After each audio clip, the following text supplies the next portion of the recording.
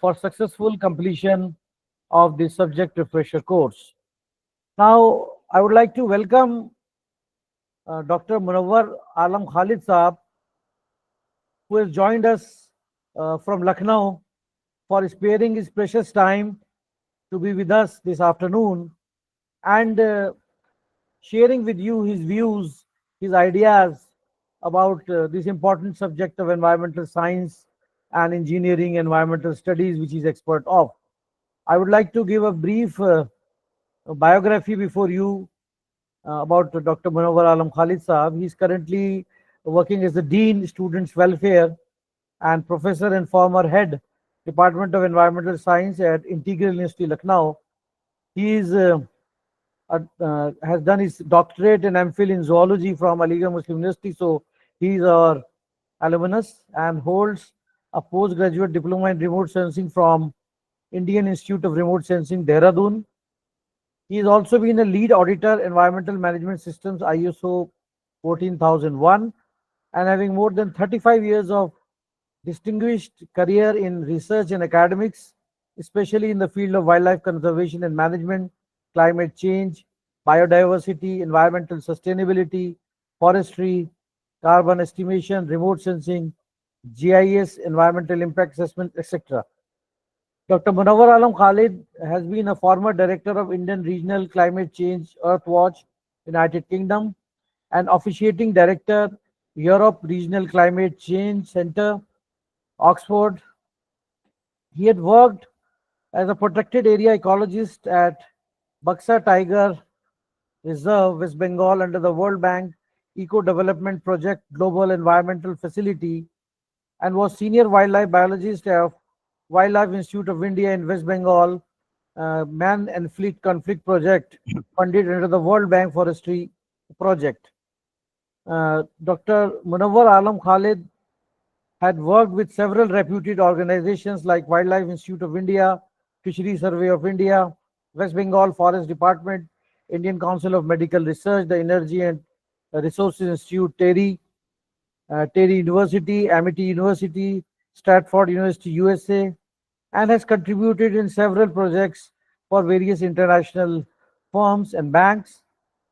He has got many national and international awards by the reputed organizations. Like he has been awarded and conferred with the Lifetime Achievement Award by the Nepal Aquaculture Society, Kathmandu. He has been awarded the Fellowship of the National Environmental Research Academy, New Delhi. He has got Devang Mehta National Education Award for Best Professor in Environmental Science. Dr. APJ Abdul Kalam Green Environment Promotion Award for Environmental Protection and Social Awareness by Global Environment and Social Association, New Delhi. He has also got 5th National Award for Excellence in Education 2021 by AMP Mumbai, and ABRF Excellence Award for Reality Leadership Certificate from none other than Mr. Al Gore, Nobel Laureate and former US President at New Delhi. So Dr. Munawwar Alam Khalid Saab has been on the editorial boards of various national and international journals of repute. He has supervised many PhD theses of students from several universities. He has published 8 books, 32 book chapters, and more than 126 research papers, technical reports, articles in national, international journals and magazines. He had a number of radio and television talks, and is currently an IUCN member, World Commission on Protected Areas. So a very prolific researcher, an expert on the field of environmental science. I welcome you, sir, formally in our subject refresher course, and I would request now, request you to please deliver your address to the participants by your words of wisdom, sir. Thank you so much, Arshad Saab. Well, good afternoon, esteemed fraternity of educators and dear participants from all over India. First and foremost, I would like to thank UGC Malviya Mission Teacher Training Center, Aligarh Muslim University, especially Dr. Faiza Abbasi, Director of the Center, and Dr. Arshad Hussain Saab, Course Coordinator, for giving me this opportunity to interact with you all and share my experiences and throw some light on the need and importance of this refresher course on environmental studies. It is both an honor This is and our privilege. absolute pleasure, Professor Munawar Khalid Saab, that you're here. And of course, this is for the first time that you're here. But our environmental studies course is very, very popular with the participants, and we have it Yeah, every year. We will certainly keep troubling you for sure, this sure, and Taja. for having the opportunity. Thank you so So much. you may please continue Yeah. your valuable valedictory address Okay. up to 4 p.m. Up to 4 p.m. Yes, and if the Oh, participants have any thank you. question, they Thank you can. so much. Thank you. Thank you. So it is both an honor and a privilege to address you today as the chief guest of this valedictory session of the online refresher course in environmental studies. Making use of the technology, we are connected online to celebrate not just the completion of this course, but the commitment and the passion each of you has demonstrated towards enhancing your knowledge and skills in a field that is vital to our future. Over the past 2 weeks, you must have gone through rigorous discussions, shared innovative ideas, and explored the complexities of environmental issues that affect our planet Earth. Your dedication and commitment to understanding these pressing challenges like climate change, biodiversity loss, pollution, and sustainable development is a testament to your role as an educator and change maker. Well, as teachers, you are not just imparting knowledge, you are also shaping the minds of future generations. The insights you have gained during this course will empower you to inspire your students to think critically about the environment and to foster a sense of responsibility towards our planet. Now, you are well equipped in guiding your students to make them understand the significance of the sustainability and environmental conservation. You now have tools needed to make informed decisions and become active participants in protecting our common and shared home. You are now the environmental ambassadors as you have been equipped with the latest updated tools of environmental studies, understood multidisciplinary research opportunities in this field, which can gel with your respective specializations for developing interdisciplinary projects. I'm sure you must have learned a lot from this course in spite of varied background, as I could see that you are from different backgrounds, from art, science, languages, and so many other engineering background, medical background even, and specializations. So you will try to translate lessons learned into best practices at your respective places. You must have enjoyed doing this course, as this course is not subject specific, but I call it human centric, as it touches the life of everyone. Climate is changing, and it will continue to change. The key to survival is adaptation and mitigation, especially in context to climate change. This course must have given you a holistic perspective about environmental issues and solutions, which you can use in enriching the quality of education, as teaching is not only a profession but a responsibility. In today's rapidly changing world, the need for environmental literacy has become more pressing. And I therefore urge you to incorporate the principles of environmental studies into your teaching at classrooms. It can be through interdisciplinary projects, hands-on activities, or community engagement initiatives, as you have the opportunity to ignite a passion for environmental stewardship in your students and teach them these as life skills. Please remember that education is powerful catalyst for change. As you share your knowledge and experience, remember that small actions can lead to significant impacts. Encourage your students to take part in local conservation efforts, promote recycling programs, or even initiate awareness campaigns in your communities. By doing so, you will not only enrich their educational experiences, but also empower them to become responsible citizens. Well, here I would like to share few success stories with you, both international and national, which not only will have helped in conservation of biodiversity and environment, but made a lasting impression in our thinking and perspectives about the environment. So please allow me to share my presentation. Just I'll do that 1 second. Yes, sir. And please do let me know if you can see my presentation. Yes, sir. Yes, sir. Visible, sir. Visible. Yes, sir. Yes, sir. Visible. Yes, sir. Thank Yes, you sir. so much. Thank you. Thank you so much. And just let me know if it is changing. Is it changing now? Slides are Yes, sir. changing? Changing. Sir. Yes, sir. Okay. So today I will be take you on a very interesting journey for a few minutes. And I have an experience, fortunate experience of working internationally at so many places.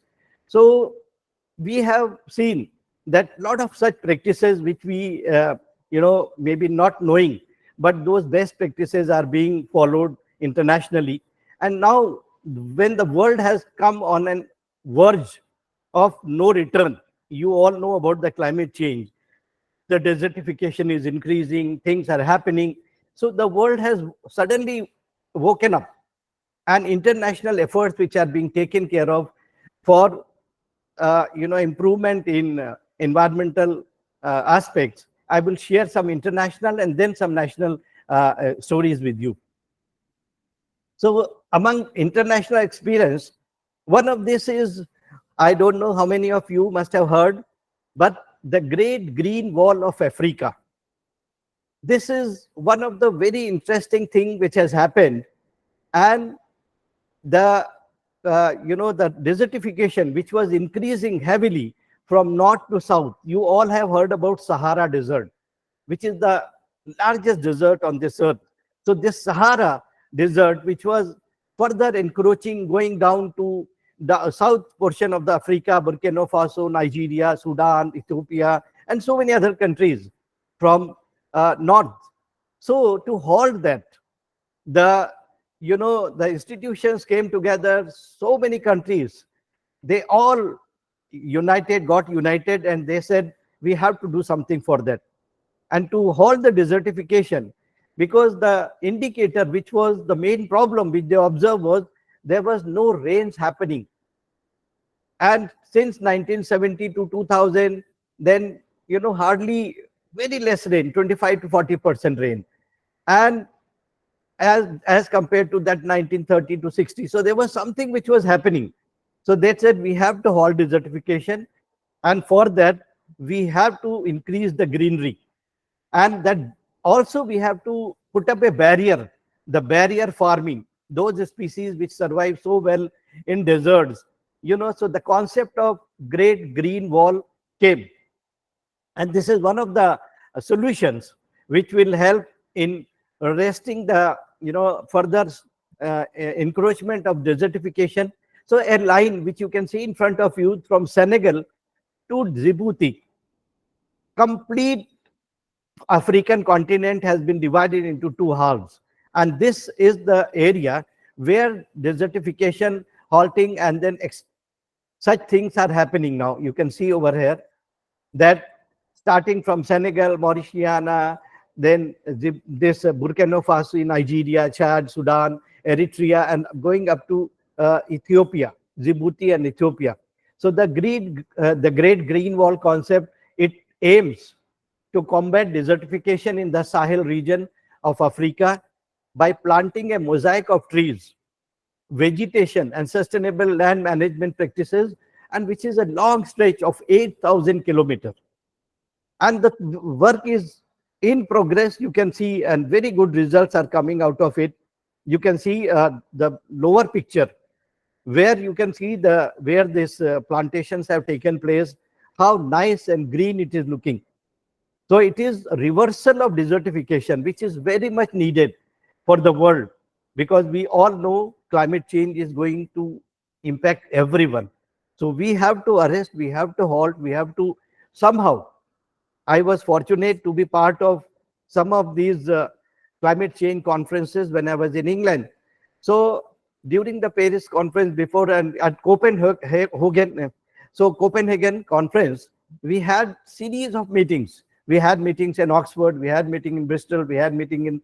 So the climate change energy and climate change and energy minister, Mr. Ed Miliband, he came to my center where I was staying, and we had day-long deliberations how to improve upon this, and that all over the world, that all the countries of the world, they have come on a common platform.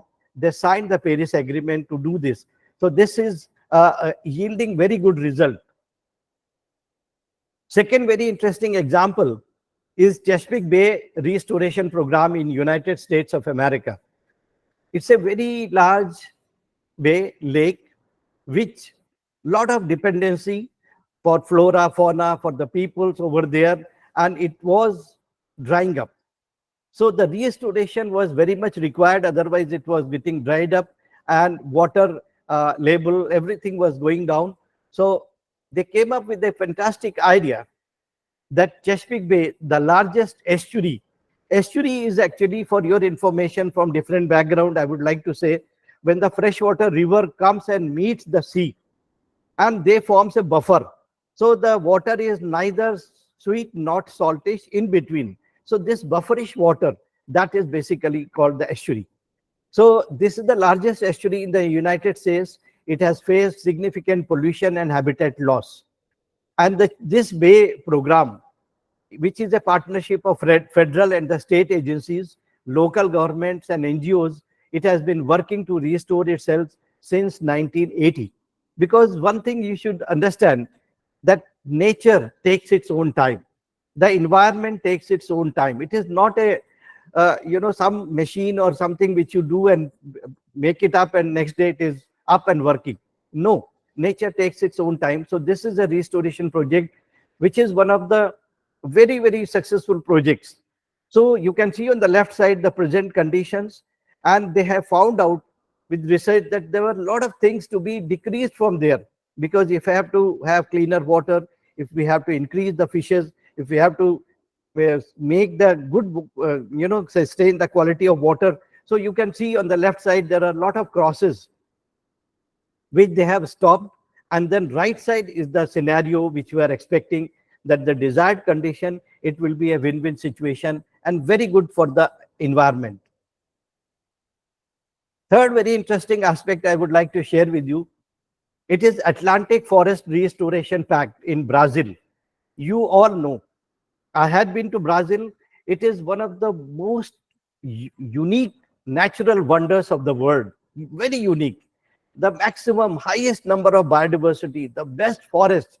I have been to Amazon forest, and it was awesome, because Amazon forest, you must have read about, you must have heard about, that these are the lungs of the world, and going to Amazon is going to a different world. So this particular stretch, which you can see all along the coast of Brazil, it was because of a lot of issues, especially the climate change and other pollution aspect, it was getting deteriorated. So the Atlantic Forest Restoration Pact has come up, and they are investing into it, which is showing very good result. So I can say that if this project is successful, your Amazons and other things are in safe hands, and you will have better oxygen. Your lungs will be intact for many more time to come. So this is basically the Atlantic forest in Brazil, which is one of the most biodiverse ecosystem in the world, has been severely deforested. The Atlantic Forest Restoration Pact is a coalition of NGOs, government, and private sector partners working to restore 15 million hectares. And the target is that we have to restore this 15 million hectares by 2050. So this is one of the success stories which the world should know. Then this is a beautiful place in China. If you have gone to China, China is a very unique land. I have been to a lot of places in China, Gutiashan and Hangzhou and so many places. The forest over there, is dependent on the huge watershed areas, because it's a quite hilly track over there. The best tea we used to get over there. And so there is a place called Louis Plateau.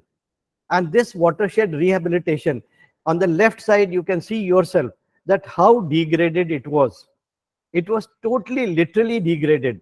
And the right side, after the restoration program, this area has been again, and this is a beautiful place. We call it in India, we call it a step irrigation or step agriculture.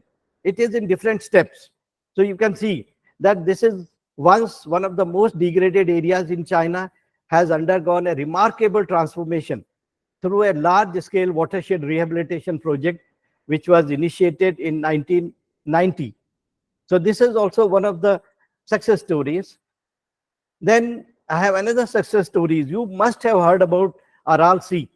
So many countries are dependent on this particular Aral Sea.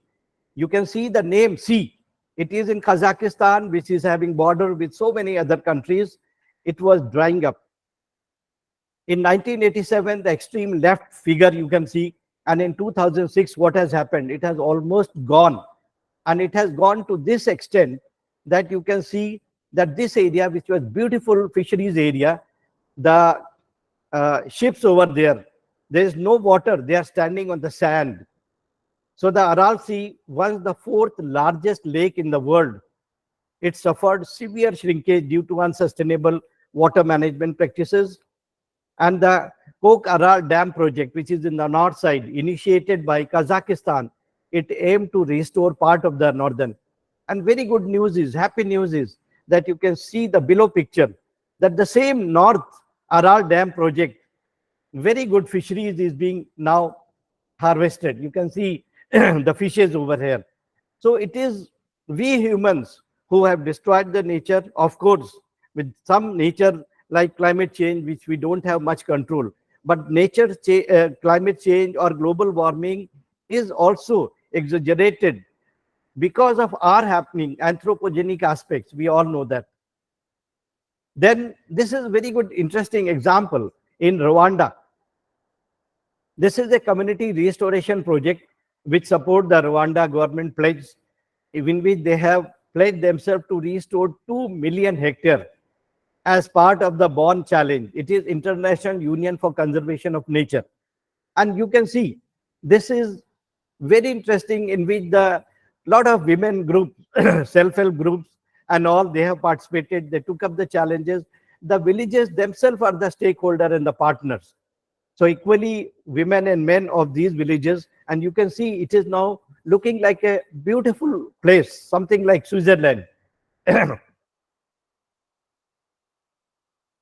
Now I would like to take you all for an Indian journey. We have some success stories, and I feel very fortunate because some of the projects I was part of it, I will be able to share with you.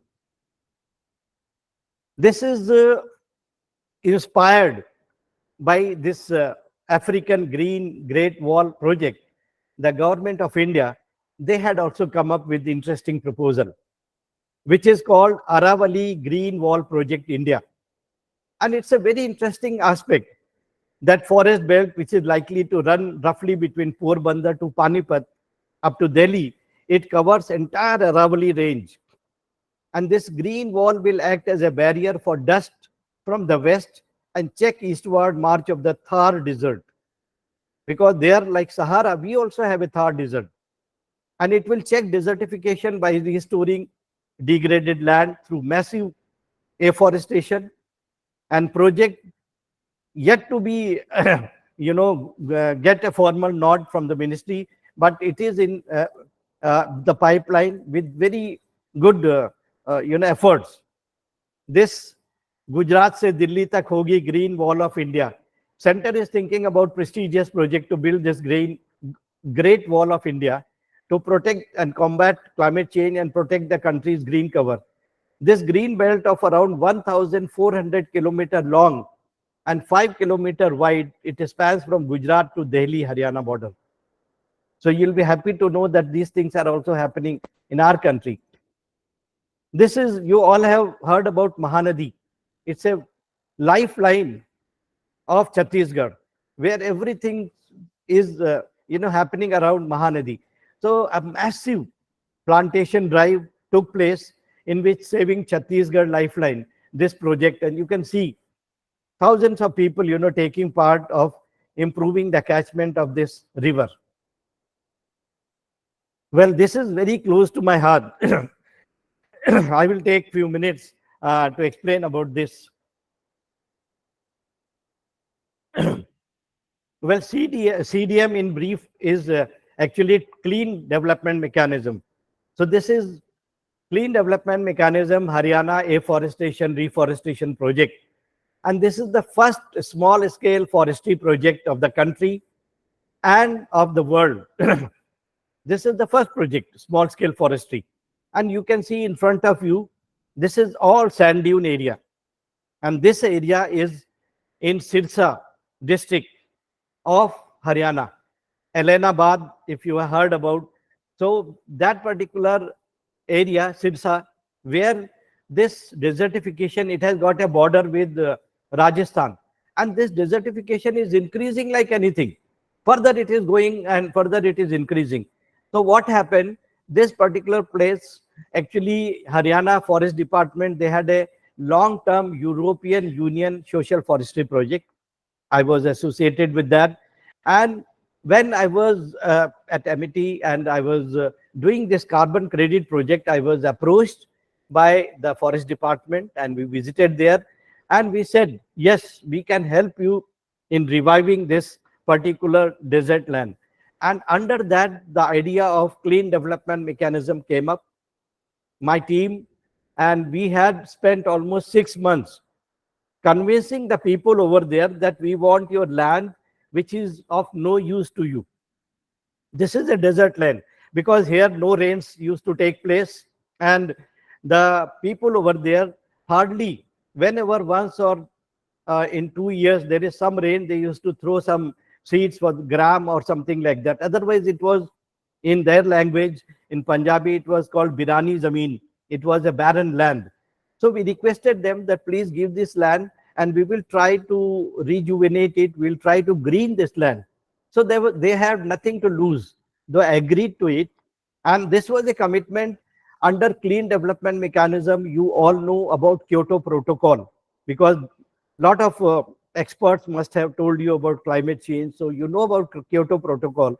So under that Kyoto Protocol, unless if you do some, in developing countries, if you do a project which help in sequestering the carbon, reducing the carbon, so it can be accepted by United Nations Framework Convention on Climate Change.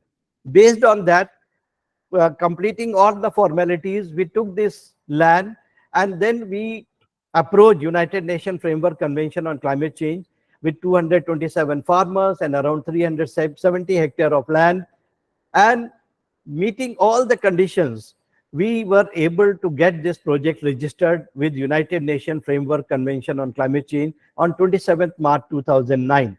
And we started working with the help of Forest Department.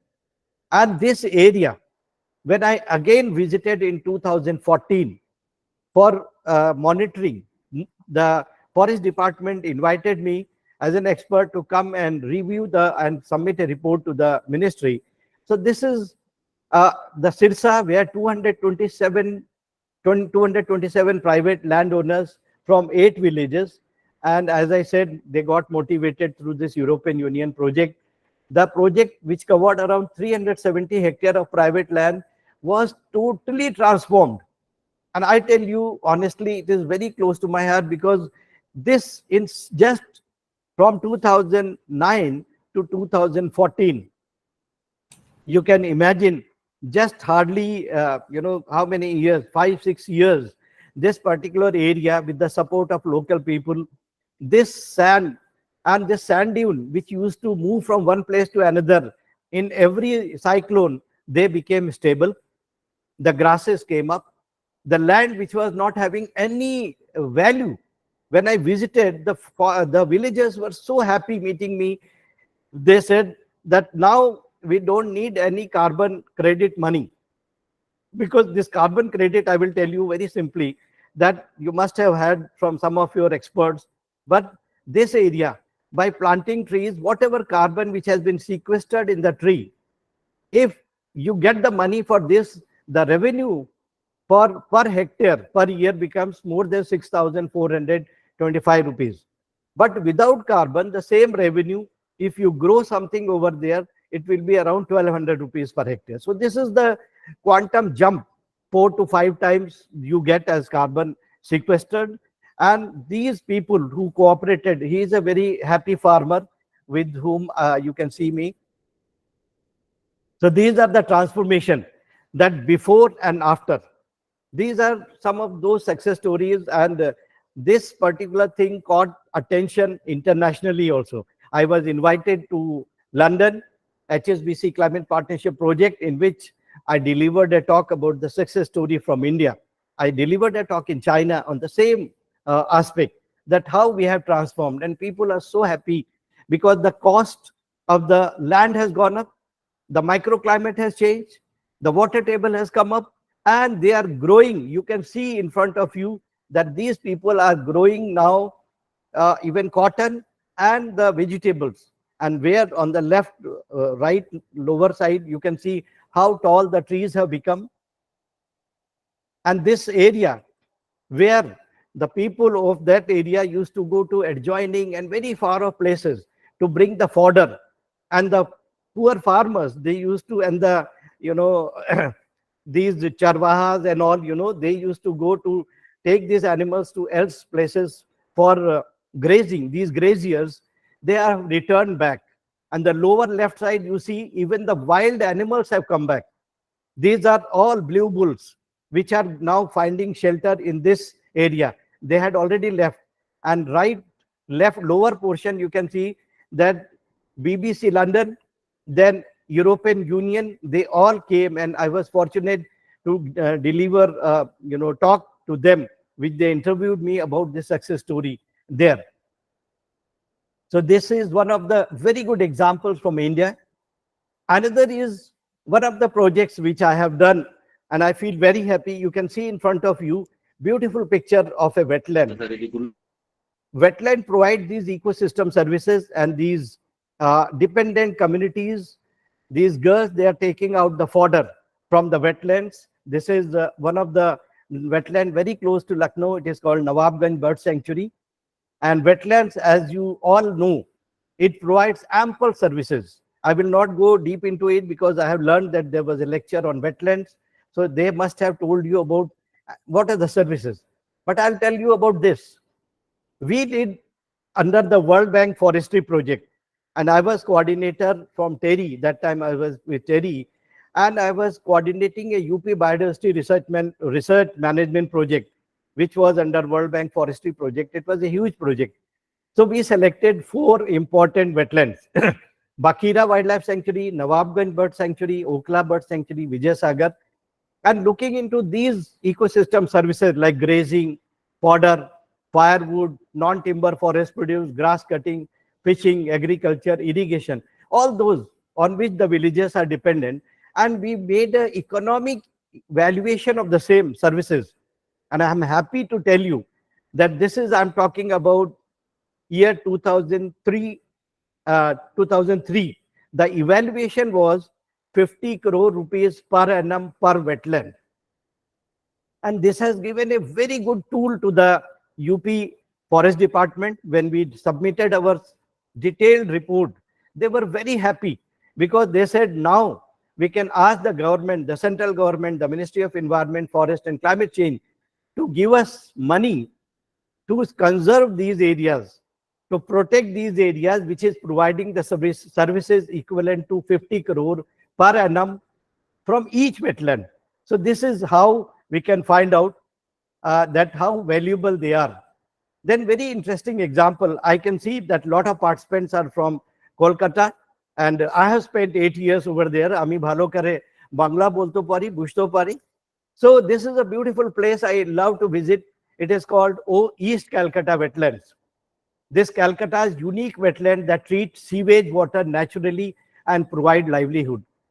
Natural, sewage treatment is not found anywhere in the world except in East Calcutta wetland. And you can see over here that how fisheries are being taken care of, the water is being treated, and this is very close to Calcutta, Salt Lake City. If you go and see over there, that how this particular city is one of the unique cities in the world, because all its sewage is treated without using any chemicals by using this wetland services. So this, which is the world's largest organic sewage management system, and it saves Kolkata rupees 4,680 million per year in sewage treatment costs. And more than 1,000 million liters of wastewater each day is funneled into the wetland each day, which filters it out, discharges it in the back in the Bay of Bengal some 3 to 4 weeks later after cleaning it. Now I would like to show you some one or two instances of very interesting. A very good friend of mine, you must have heard him on television or other places, called the Artificial Glacier Man of India. He is Mr. Chewang Norfel. He stays in Leh, Ladakh.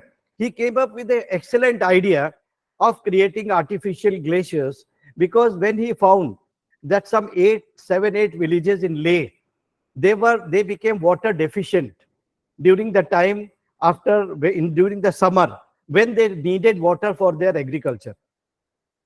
So what he did, he made simple stone bunds, and he stopped the water which was coming, and because of the freezing temperature, they all got in various stairs, they got trapped as artificial glaciers. And when the summers come, slowly, because then when it is a frozen ice, it melts very slowly. So they could retain this artificial glaciers for a very long period during the summers. And this water, which is slowly gets melted from this frozen, it was used. Now they are using this technique and having one of the best potatoes which they are making. So Mr. Chewang Norfel. Then another person, you all know him very well. He is Mr. Phunshuk Wangdu of Three Idiots. I'm sure you must have seen that Three Idiot film. A very good friend of mine, Mr. Sonam Wangchuk. So he came up with excellent idea of bringing water from top to lower side and then taking it up and just like fountain. And because of freezing temperature, this water got frozen in the form of a stupa. Since you all know that this particular area in Leh Ladakh, we have monks, and it was very close to their stupa. Stupa is a very religious place in the heart of monks. So giving the shape of these ice, these as stupa, the people have started protecting them. So now he has made hundreds of this, which he is using during the summers. So these are very interesting efforts, individual efforts, government efforts, community efforts, which are showing very good way, and India is becoming the expert in guiding others. How I can say, this is one of the pictures I'm showing you, that this is on the top is 400-year-old forest, which is called Wytham Wood in Oxford, where I was staying. So very eminent people from HSBC, the Lord and the ambassador, they came to visit my forest, and I have shown them that these are the places, the carbon sequestration project, above ground, below ground carbon sequestration project which we're doing. And my center in India, the below picture, it is Western Ghats in Sirsi, Karnataka, very close to Hubli. So this you can see the difference, and why the difference is here. This Wytham Wood in Oxford, where I have spent a long time, when I evaluated we did the assessment, we have found around 500 species of plants, 800 species of butterflies and moths, and almost 4 to 5 species of trees like oak or ash or beech or hazel. These were. But the same plot of 1 hectare, which I'm talking about 1 hectare, when we evaluated in India, the Western Ghats has 10 times the plants as compared to UK. That is 4,000 plant species, nearly 650 tree species, then 179 amphibians, and it is one of the 8 hotspots of the world. And that's why it has been declared as UNESCO World Heritage Site. So India is very, very, very rich in natural resources, in our resources, as compared to any other Western country. Well, the world is not sleeping. There are a lot of global funds for mitigation happening. Only thing is we all have to come together on a common platform. We have to critically start thinking for saving of our environment. We have Green Climate Fund, we have Adaptation Fund, we have Climate Action 2020 of Paris Agreement, and we have a lot of financing mechanism by which every country, especially the country from developing and the poor countries, they can apply for these funds. $100 billion is committed, which the European countries will pay. And this is very aptly made because this is something based on the policy of polluter should pay policy. So I was in England. England is committing, every country in Europe is committing money to make this pool of 100 billion so that the poor countries, the developing countries can get money for saving. And a lot of countries like Bangladesh and others, they are making full use of this facility. So I would like to sum up and say that environment, though it is lots of problems are there, but innovation and with our collective wisdom, we can develop climate smart projects, and there are opportunities for almost $6 trillion which are available in financing every year through 2030. So if we can develop that sort of thinking, that if there is a flooding somewhere in some city, why don't we have underground flood vacuums so that water goes up? Think of Japan. There are countries which can guide us, and we have lot of eco-friendly methods and other things in which environment friendly, for which the entrepreneurship come up, and we have around 6 trillion opportunities, finances which are available with us. So I would like to, I'm sure that I hope that you would have got a glimpse of the activities and potential in the environmental concern going on and quest for finding a solution. So with that note, as we conclude this course, I want to express my gratitude again to the organizers and facilitators for giving me an opportunity to express my views, and would like to congratulate each one of you in successfully completing this course and urge you to continue your own journey of lifelong learning, as this field of environmental studies is ever evolving, and you have to stay informed so that you can not only benefit yourself, but also motivate and guide countless students for their sustainable future, thriving in harmony with the environment. So thank you so much for your dedication, your enthusiasm, and your commitment to making a difference. I wish you all the best in your future endeavors. Thank you so much. Thank you, Thank sir. you, sir. Thank you so much. Thank you, Thank sir. you so much. Thank you, sir. Thank you, sir. Thank you so much, very sir. much. Thank you very much, sir. Thank you. Thank you very much, Thank sir. you, sir. Thank you so much, sir. You have really given a very wonderful Thank you, sir. Thank you so much, sir. presentation in which you have Thank you, sir. discussed the real life stories abroad and in India, and discussed with such a beautiful slides and pictures that how these success stories are coming up throughout the world and in India, where we are working day in and day out for making environment a better place to live in. So certainly, your wonderful lectures and your words of wisdom will guide us a lot to work, to do research, and to think and discuss about all these issues so that we can contribute our part to make environment a better place. Certainly, sir. Thank you very much, sir. Thank you so much. It was a pleasure.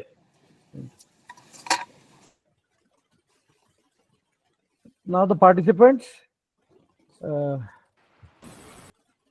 please unmute yourself. You can ask questions. You can please go ahead one by one. So, myself, Dr. Rajat Kishwa, subject Department of Law. Sir, I have a little bit question.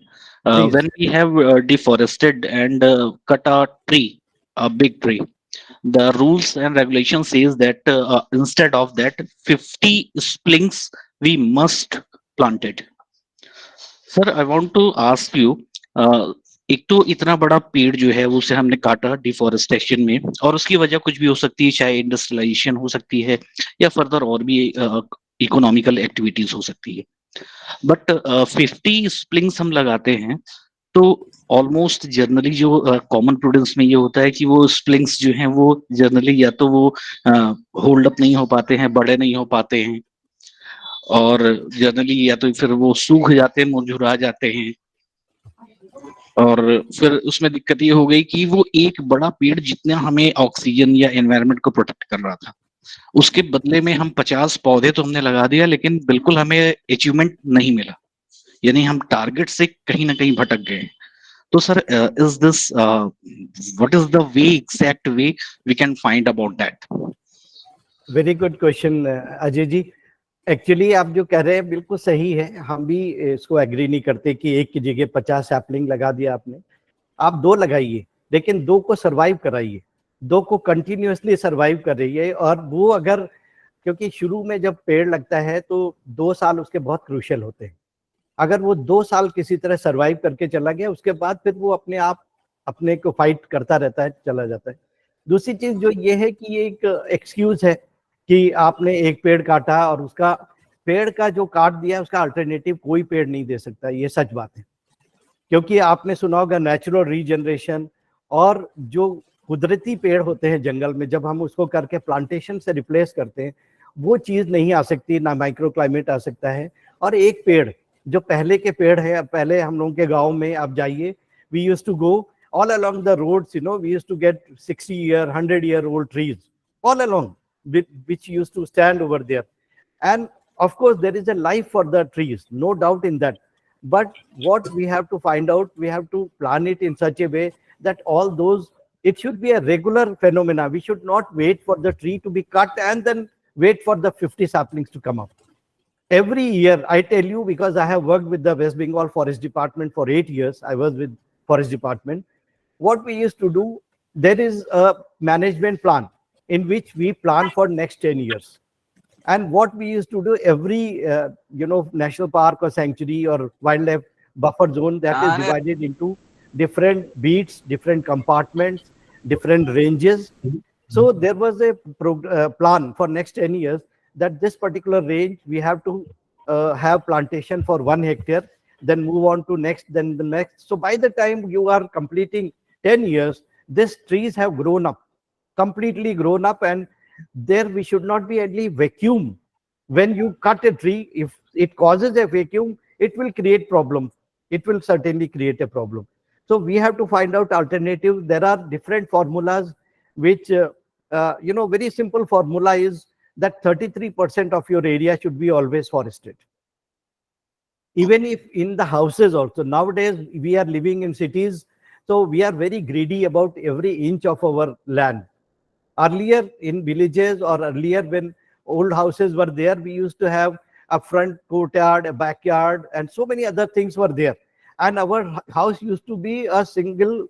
Nowadays, everything, my wall is your wall, and your wall, like this continuously it is going on. So that's the problem. The architectural aspect, there should be very strict laws in which we have to have, even in our houses also, open areas. We should not get it cemented, because if we have 33% open areas, the water will percolate down, the water rechargeability will happen. You will have sand, you will have mud, you will have those things, but the trees will be there.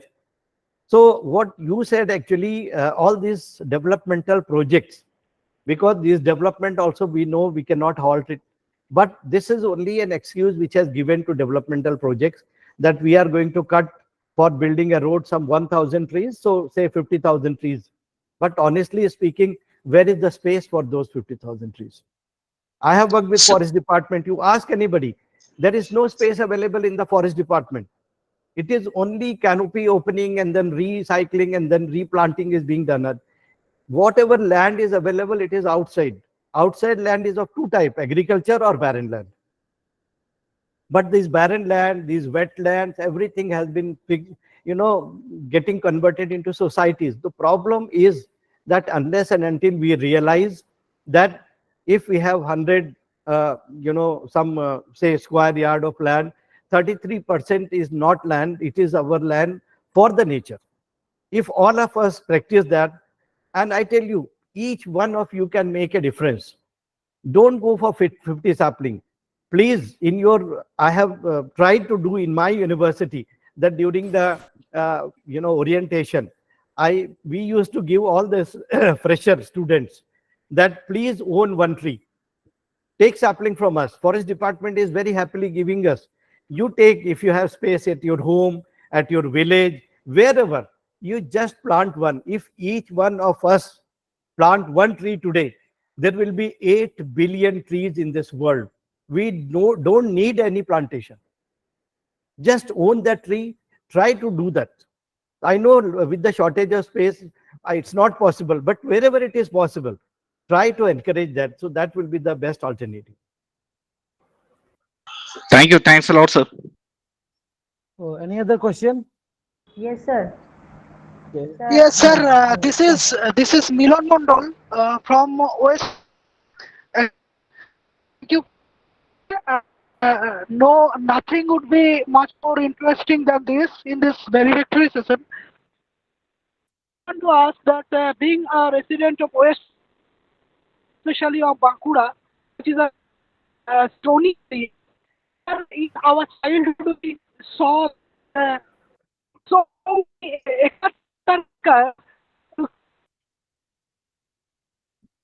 Your voice is cutting. Yeah, Mr. voice, Milan. I'm not able to hear. And Can you write your question? Can you write your question? We can see that. Sir, good afternoon, sir. Sir, Am I audible? yes. Yes, Miss Nisha can ask a question now. yes, good evening, sir. Very intellectual session.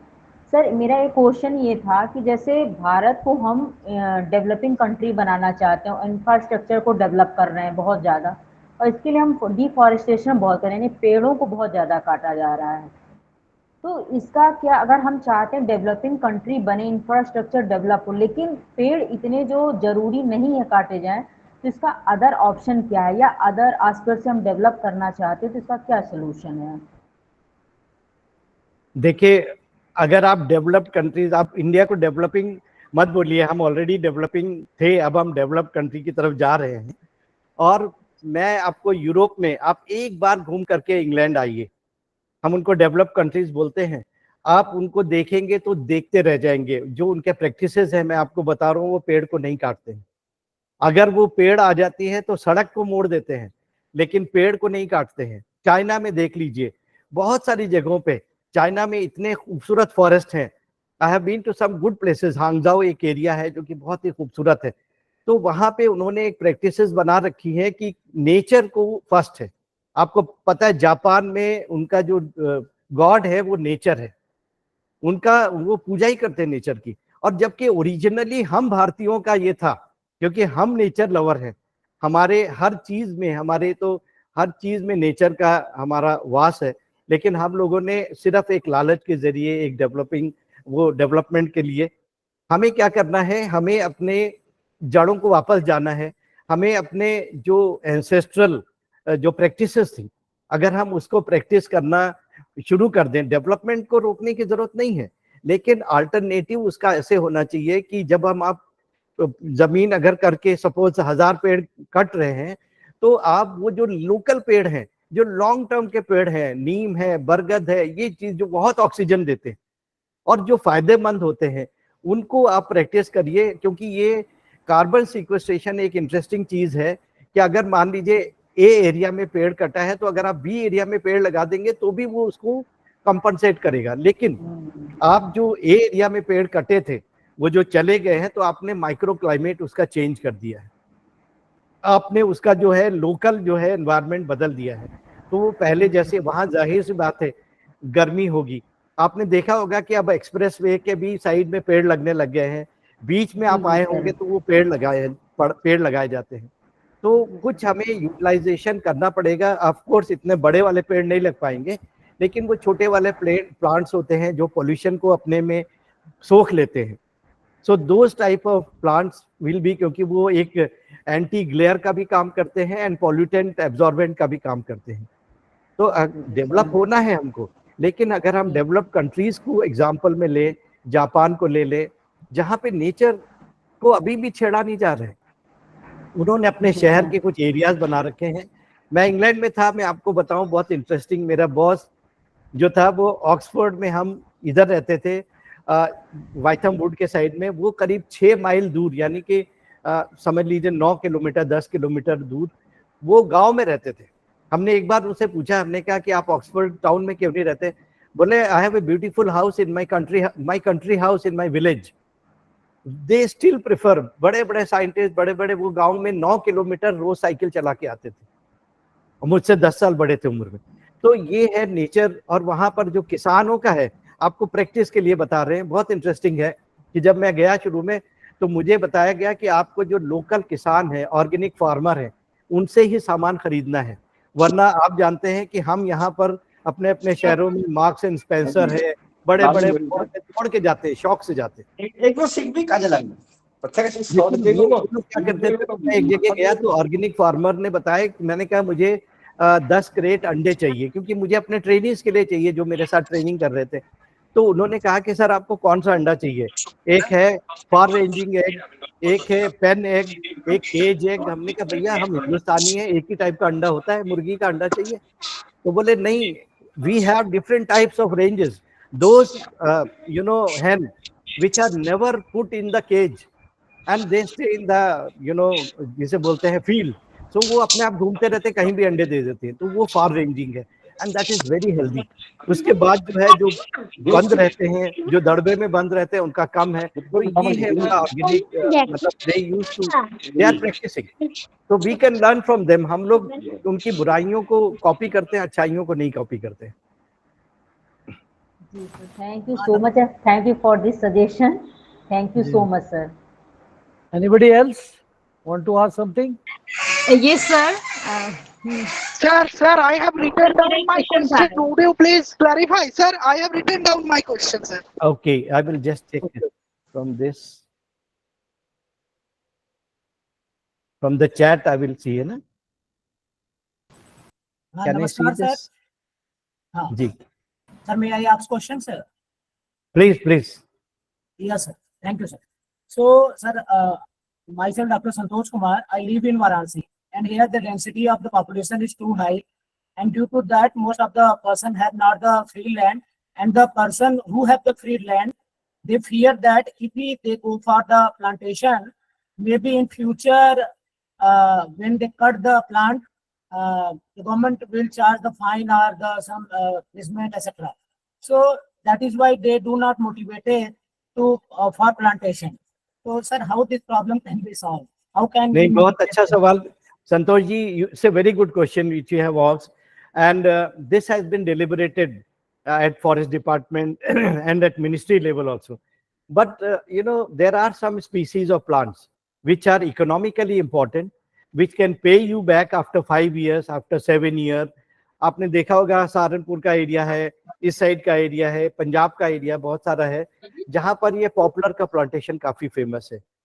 ये सब होता है, तो वो जो logs वगैरह के लिए यूज करते हैं, अगर वो इकोनॉमिक एस्पेक्ट में लगाना चाहते हैं तो कोई प्रॉब्लम नहीं है। उनको सिर्फ वो लगाने के बाद इंफॉर्मेशन रहती है और वो आप अपने एरिया में लगा रहे हैं, you can harvest it complete. उसका जो 7 ईयर का साइकिल है, साइकिल के बाद आप कर सकते हैं।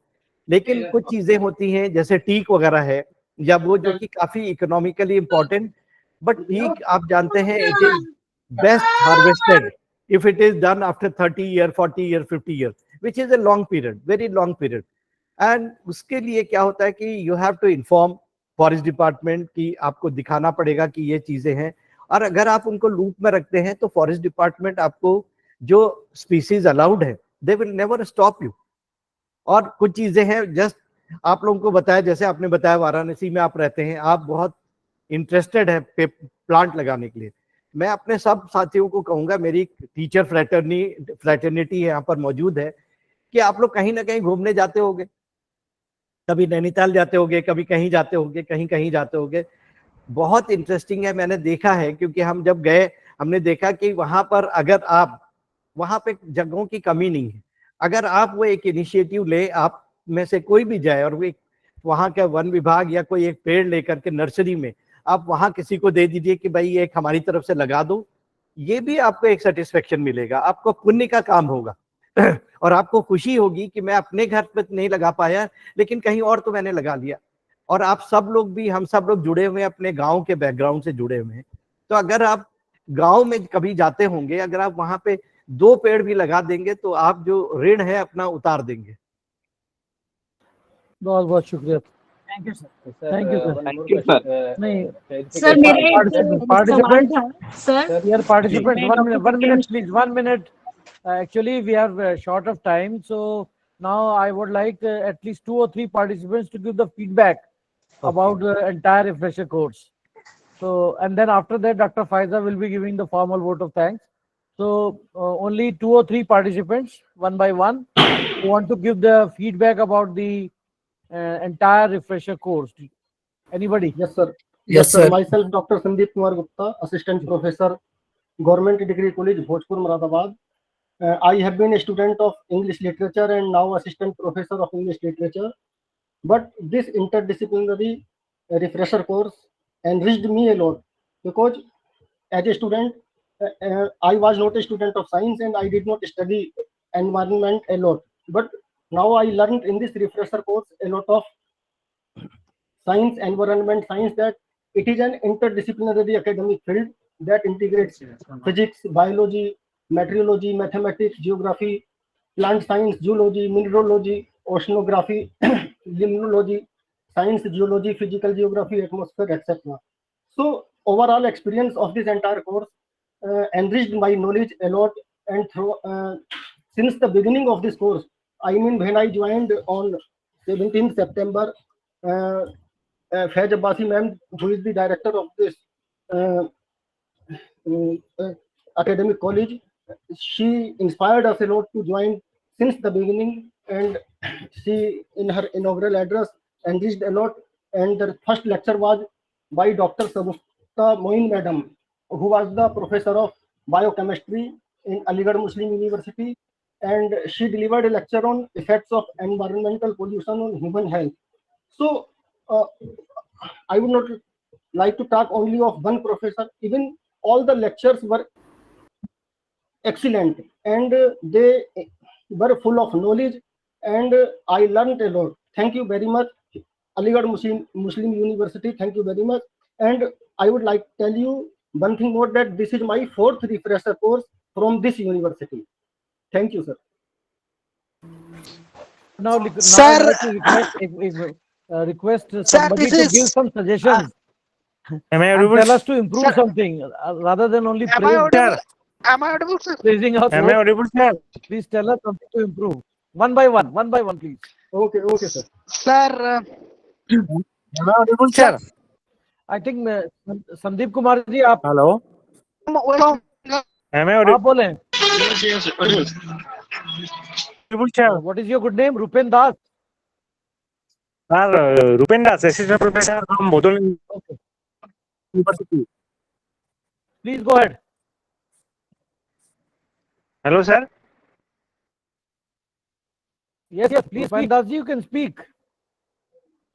Okay, sir. Audible, sir? Audible. हाँ, sir. Yeah, you're audible. Rupen Das from Bodol. Sir. Your voice is Hello, sir. cutting, actually. It's not clear. So I would request somebody else. Sir, can I Yes, speak, sir? yes, I am please Dr. go Mohammed ahead. Sheikh. Can I speak, sir? I'm Dr. Mohammed Sheikh, and I am assistant professor in the Department of Physics, Aligarh Muslim University. And I have a suggestion to the team that this program, what I observe, that should be done in an offline mode, so that we can interact more with the participants as well as with the teachers who are giving lectures throughout this session, 15 days. Well, overall, the session has been going in a very fine. All the lectures given by the professor, teachers are very informative. But I observe that should be in an offline mode. That's what I give suggestion to the team. Thank you. Thank you very much, Mohammed Shoaib. But the thing is that organizing, everybody wants to organize it in an offline mode. But that what permission has been given to us by the University Grants Commission, we have to follow that. And since now that they are having the courses in the online mode, so we don't have an option. But physically, sir, we can interact sure. more with all the. Whenever we get the time and chance to interact physically, Nothing is better than that. You're right. Yes, sir. Okay, Yes, sir. thank you Okay, for thank your you, sir. Thank you, sir. suggestion. Sir, I am Gyanendra Singh from Government Degree College, Bhojpur, Muradabad. And I want to thank Academic Staff College, Aligarh Muslim University, Aligarh, for organizing this subject refresher course. And I have one suggestion also. Sir जो हम लोग feedback हमसे मांगा गया था वो sir बिल्कुल last में मांगा गया था, तो काफी बार ऐसा होता है कि लेक्चर्स बीत चुके होते हैं, हम भूल चुके होते हैं कि कौन से रिसोर्स पर्सन ने कौन सा लेक्चर दिया था, वो या तो लेक्चर के जस्ट बाद हो या फिर सेम डे पे हो, तो हम फीडबैक बेटर कर पाएंगे sir. That's my suggestion. Thank you. Okay. We have noted down your suggestion. Certainly, we'll work on it. Anybody else? Sir, myself. Hello. Sir, मैं कुछ बोलूं? हाँ बोलिए. Sir, good afternoon, sir. Myself, Dr. Daisy Rani from Firoz Gandhi College, Raebareli. Sir, बहुत अच्छा ये रहा आपका रिफ्रेशर कोर्स, और मैंने तो पहली बार ही ज्वाइन करा है, बट मुझे बहुत अच्छा लगा. और सचमुच अगर सर ये ऑफलाइन हो जाता तो शायद बहुत ज़्यादा अच्छा रहता हम लोगों के लिए भी. ये इसी बहाने हम लोग अलीगढ़ आते भी, आप लोगों से भी इंटरेक्शन होता और सभी से मुलाकात होती. ओवरऑल सर सेशन बहुत बढ़िया था. हमारे रिसोर्स पर्सन सर बहुत अच्छे थे, हम लोगों ने बहुत कुछ सीखा, और हम कोशिश भी करेंगे यही कि आगे हम लोग इस चीज़ों को फॉलो करें अपने एनवायरमेंट को लेके. और सर एक क्वेश्चन था सर से, मुनव्वर सर से. जी सर ये बताइए कि सर ये जैसे आजकल हम लोगों के यहाँ ये कह रहे हैं कि डेवलपमेंट हो रहा है सर, लेन्स बन रही हैं सर, रोड बन रही हैं, हाईवे बन रहे हैं सर, तो काफी तो पेड़ सर डैमेज हो जा रहे हैं. क्या कुछ ऐसा तरीका नहीं है कि हाईवे भी बन जाए और हमारे फ्री भी रह जाए? क्योंकि हम सर आप देखिए सर लखनऊ प्रयागराज रोड पर आप देखिए हाईवे बन रहा है आजकल, तो कितना मतलब वहां पे सारा सब हुआ है सर. नहीं देखिए, हाईवे जो बन रहे हैं कई कंट्रीज में, जर्मनी में है, फॉरेन में बहुत सारी जगहों पे देखा है हमने, और इधर इंडिया में भी कुछ जगह पे, खास करके जब हाईवे जंगल से गुजरता है या पहाड़ों से गुजरता है या ऐसी जगहों पे है, तो वो रेस प्लेटफॉर्म के ऊपर बनाया जाता है, so that the animal corridor is not disrupted. तो वहाँ पे जो एनिमल्स के लिए, अगर वो उस एरिया में हाथी है, हम लोगों ने वेस्ट बंगाल में काम किया था, तो वहाँ पर रेस प्लेटफॉर्म है जिसमें हाथी के लिए कॉरिडोर दिए गए. तो ऐसे बहुत सारी जगहों पे हैं कि जहाँ पर वो रेस्ड हो जाते हैं, लेकिन जगह तो लिमिटेड है. आपको पता है सड़क निकलना कहीं ना कहीं तो निकलेगी, तो वो सड़क के लिए जो ऐसे एरियाज है जहाँ पर आपका फ्लोरा फौना डिस्टर्ब हो रहा है, वहाँ प्रिकॉशन की सख्त जरूरत है. अगर गाँव के बीच में निकल रही है तो वो तो जा ही सकता है वहाँ पे. नहीं सर. हाँ sir, thank you so much sir. Thank you sir Hussain sir, thank you so much. Thank you Daisy ji. Yes sir. और एक वन लास्ट स्पीकर, कोई और अपनी बात कहना चाहें? सर मैं डॉक्टर देवकीरंजन जोशी, असिस्टेंट प्रोफेसर भूगोल विभाग. Hello sir. पीएचडी राजकीय स्नातकोत्तर महाविद्यालय रामनगर, उत्तराखंड राज्य से. सबसे पहले तो मैं इस कोर्स के course coordinator doctor Ashraf Hussain साहब और इस MMTTC HRDC AMU की director doctor Faiza Abbasi ma'am को हार्दिक धन्यवाद करता हूं कि आपके द्वारा एक बहुत ही सुंदर पाठ्यक्रम का आयोजन किया गया, जिसमें विभिन्न क्षेत्रों से विभिन्न आयामों को प्रदर्शित करने वाले बहुत ही सुंदर व्याख्यान यहाँ पर दिए गए. बहुत ही अच्छे रिसोर्स पर्सन विभिन्न यूनिवर्सिटी से, और यहाँ तक कि आपने विदेशों से भी जो है हमारे लिए ये व्याख्यानों का आयोजन किया. मैं आपका बहुत बहुत हार्दिक आभारी हूँ कि मुझे इस पाठ्यक्रम में प्रतिभाग करने का अवसर मिला. मैं इस वैल्यूडिक्टरी सेशन के रिसोर्स पर्सन मुनव्वर आलम साहब का भी हार्दिक धन्यवाद ज्ञापित करता हूँ कि आपके ज्ञान से हमें तो बहुत ही अच्छा अनुभव प्राप्त हुआ, और हम इस चीज को इम्प्लीमेंट करेंगे कि हम इस कोर्स के माध्यम से जो जो सीखे हैं उन शिक्षाओं को अपने जीवन में ला सके और अन्य लोगों को भी प्रेरित कर सके. बहुत बहुत धन्यवाद. उत्तराखंड राज्य की ओर से आपको आभार, प्रणाम. Thank you Devaki ji. Alam sir ji. Alam sir ji. Doctor Faiza, you can now give the vote of thanks. Okay sir. Okay. All right. Thank you. you, Dr. Arshad, for conducting this wonderful listening Good to evening, our ma'am. participants. Good evening. Very good to listen to all of you, the positive feedback that we get. And thank you so much, Prof. Munawar Khalid Saab, for that interaction, for that wonderful, wonderful presentation and the patience that you showed in addressing the queries of all our participants. This is the last time in this group and in this course that we are face to face with each other on this online platform. My dear participants, I very humbly take this opportunity to put on record my deep sense of appreciation and gratitude to everyone, starting with Dr. Arshad Hussain for the coordination of this course, beginning with Professor Shagufta Moin, going on to Dr. Sa'ad Khushi, and today landing with Professor Munawar Khalid, all our great resource persons who interacted with you. And last but not the least, our dear participants from all over the country. We realize this with much thoughtfulness that the participants in an SRC of environmental studies are actually not only from various disciplines, subjects, and areas, but they are also from various geographical locations in the diverse, beautiful country, India. We are linguistically diverse, we are culturally diverse, we are ethnically diverse. But here on a platform like this, when we meet, we intermingle.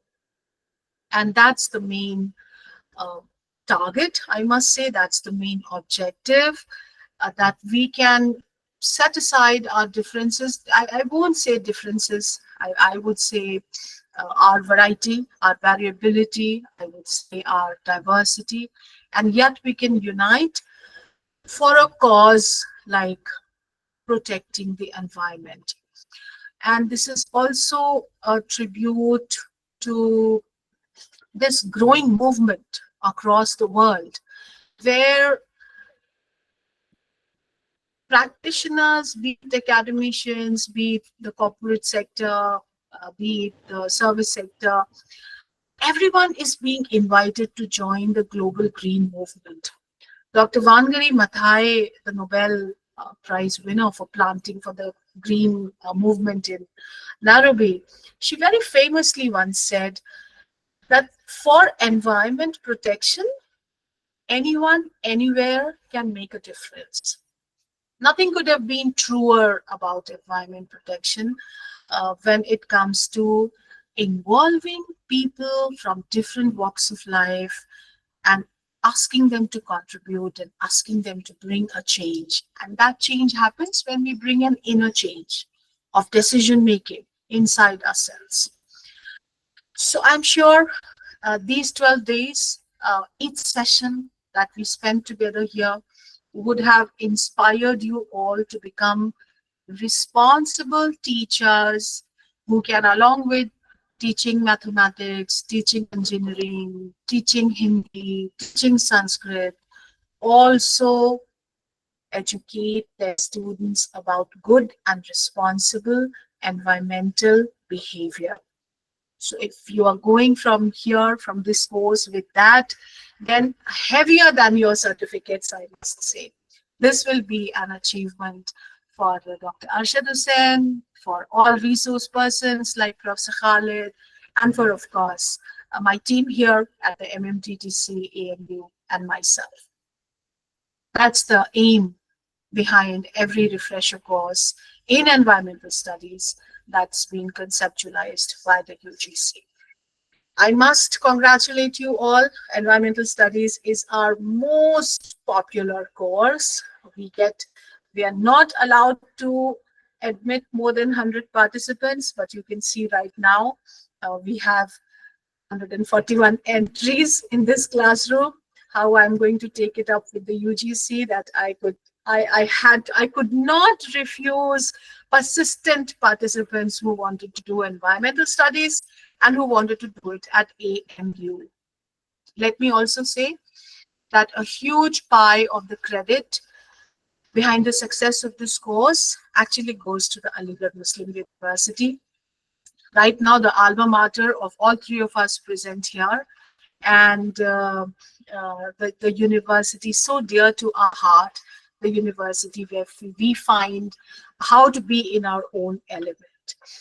This is a very reputed institution of the country, and it feels very humbled in being kind of, an educational leader for other universities of the country. And I think the Integral University that is being represented here by Prof. Khalid is not an exception to this rule. We have been collaborating with close to 1,000 MMDC across the country, taking our benefits of professional development, continuous professional development, academic leadership, education management, governance, and now the new education policy to participants into colleges and universities across the country. I'm greatly humbled that we have such a large team cutting across states, cutting across higher educational institutions, cutting across disciplines. I have taken it productively, I must say, the suggestion of giving you feedback forms every day. All right, if you want to work towards filling the feedback forms every day, wonderful suggestion. And now about the offline courses. So starting COVID, we had to go online, but we are resuming slowly. So starting this year, we will also be conducting some courses in the offline mode. So Mohammed Shoaib Saab, I do take your suggestion very positively, and I completely agree with you that there is more opportunities of interaction, there's more opportunities of learning, and there's more opportunities of exposing to the best practices of an institution like the Aligarh Muslim University when you are here present in the physical form. So we have, you can check our schedule. Although the footfall as compared to online courses is very little, but then I am very hopeful that in the course of this financial year, we will be able to do some shorter course or some other FIP in the offline mode. You are most welcome to come over. Although the UGC is not allowing me to pay you your transport allowance and your travel allowance, that you have to claim from your host institution. But I am here with my arms open to welcome you in our hostels, in our premises, in our classrooms, with good food for you, good tea and snacks for you, with the great accommodation facilities that I have, and of course then the fabled, legendary, much talked about Aligarh tradition and Aligarh tehzeeb and Aligarh hospitality. So we're waiting for you to come back to us in our offline courses, and that is also when, Arshad Bhai, inshallah, we will invite resource persons like Prof. Munawar Khalid Saab to come to Aligarh, travel to Lucknow, yes, and be here, be our guests, be my guest. And of course, then that would be a greater opportunity for interaction, a greater opportunity for learning, and a greater opportunity for exposure. So my dear participants, one last time, thank you for choosing to be with us. I know there are many more. Thank you so much, ma'am. Thank you so much. Thank you, ma'am. Thank you, ma'am. Thank you again. Thank you so much. Thank you, ma'am. Thank you, ma'am. Thank you, ma'am. Thank you, so much, ma'am. Thank you, madam. Thank you, ma'am. Just wait. Thank you, ma'am. Thank you, ma'am. Till Thank you you, get ma'am. your So much, madam. certificate. Thank you, ma'am. Don't write to us again and Thank you. again. Ma'am, अभी Thank you, ma'am. certificate कब Thank you, मिलेगा? ma'am. आप सबसे गुजारिश है Thank you, ma'am. आप Thank you, ma'am. करिए कि बात बहुत सारी शुक्रिया, मैम, हमारे बहुत शुक्रिया। पास, उसके बाद हम आपको कैलकुलेशन करके आपके सर्टिफिकेट्स आपको हम रिलीज करेंगे डिजिटली। कोई प्रिंटेड सर्टिफिकेट हम नहीं देंगे, आपको एक कोड देंगे, उस कोड को आप यूज करें और अपना सर्टिफिकेट डाउनलोड करें। ये डाउनलोडेड सर्टिफिकेट आपको बार बार उस फॉर्म में डाउनलोड करने के लिए अवेलेबल होगा। This is a multiple times downloaded certificate. मैं आप में से बहुत को उम्मीद करती हूँ कि हमारा जो नेक्स्ट एनईवी है, मैंने आपसे उसके बारे में पहले भी बात की है, 7 से हमारा 7 October we are going to start with our next NEP orientation sensitization program. Earlier also I have spoken to you about it. तो मेरी बहुत आप सबसे गुजारिश है, आपने अगर अभी तक उसमें नहीं अप्लाई किया है, प्लीज अप्लाई करें. There is no registration fees, there is no relieving. I have said that to you earlier also. Please apply and I will see आप सबको अच्छे ग्रेड्स मिल जाएं और आप NEP OSP में दोबारा हमारे साथ मिलो. हमें इससे बहुत खुशी होगी. Once again, thank you very much, Professor Khalid, Professor Munawar Thank you, Khalid ma'am. sir. Thank you, ma'am. Time. Thank you, ma'am. Thank you so much. Break. Thank you, ma'am. Thank you. Thank you, सब sir. Thank you, है. thank you, ma'am. Thank you, ma'am. Thank you. चलो. Thank you, ma'am. Okay, take care. Thank you, madam. Thank you, Ashok. Thank you. Take care, everyone. Congratulations, all the participants.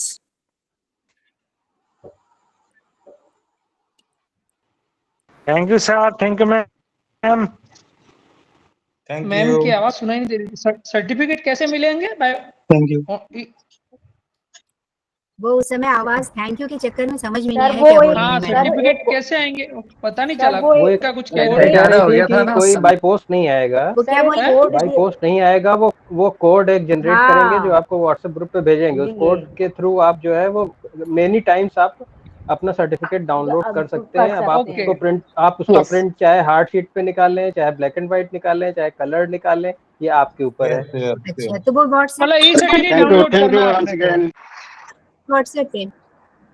और कब तक भेजेंगे ये कुछ बताया था? वो भेजेंगे, बस उन्होंने कहा अभी 2-4 दिन में.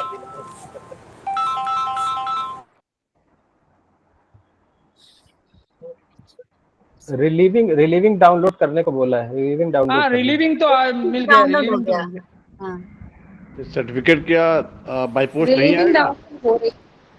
नहीं, बाय नहीं, by पोस्ट post नहीं नहीं आएगा. आएगा. वो कोड के आगे कोड के बेसिस पे ही आप अपलोड कर लीजिएगा उसको. जो कोड के बेसिस पे उसका प्रिंट आउट आप निकाल हाँ लीजिए. हाँ, प्रिंट आउट निकाल लीजिए आप उसका. ओके. तो वो कोड शाम तक आ ही जाएगा. ऐसा कोई कंपल्सरी नहीं, 1-2 दिन समय लग सकता है. 1-2 दिन समय लग सकता है. Relieving हो गया, that will be sufficient तो for हम लोगों को joining. तो ज्वाइनिंग में लगाना पड़ता है वो साथ में अभी जब जाएंगे तो. नहीं, only relieving. मैम, रिलीविंग तो मिल गई ना. रिलीविंग तो मिल गई. लेटर, हमारे रिलीविंग लेटर के साथ सर्टिफिकेट भी लेते हैं वो. नहीं तो मैम आप बता देते हैं, लेकिन आप दिया ही नहीं है तो आप कैसे दे सकते हैं? आप उनको बता दीजिए ना. हाँ, आप सिर्फ रिलीविंग वाला आप दे दीजिए उनको, वो मान लेंगे. और 1-2 दिन में जब आपको मिल जाए तब आप दे दीजिएगा अपने कॉलेज में. हाँ, ऐसा ही कुछ करते हैं. नहीं, मेन वैसे वो मांगती है. नहीं, मेन तो रिलीविंग होती है. वो जानते हैं ऑनलाइन में सर्टिफिकेट 1-2 दिन लेट ही आते हैं. ऐसा नहीं कि तुरंत आपको मिल जाए. 1-2 दिन लेट भी आ सकता है, लेकिन रिलीव. अच्छा, चलिए बात करते हैं, देखते हैं, बात कर लेंगे. मैडम, रिलीविंग लेटर आपका हो गया कि डाउनलोड? रिलीविंग लेटर तो डाउनलोड कर लिया है. सबका डाउनलोड हो रहा है, सब लोग डाउनलोड कर लो. वो डाउनलोड हो गया. वो डाउनलोड हो गया. ये अभी मेल पर सेंड नहीं हुआ ना अभी? मेल पर नहीं मिलेगा मैम, आपको साइट पे जाके आपको डाउनलोड करना पड़ेगा. हाँ, उसमें मोबाइल नंबर, ईमेल आईडी और ये सब डालिए तो अपलोड हो रहा है वो जो है. हाँ, ओके. ओके, बहुत अच्छा लगा सभी के साथ. होप हम लोग फिर से मिलें दोबारा. Hopefully ma'am. जरूर मैम. होपफुली हम सब दोबारा फिर मिलें इसी प्लेटफॉर्म पे, हो सकता है. ठीक है, धन्यवाद आप सभी का. Thank you. Okay ma'am. Okay, बहुत बहुत शुक्रिया. Thank you. बाय. आप सभी को बाय.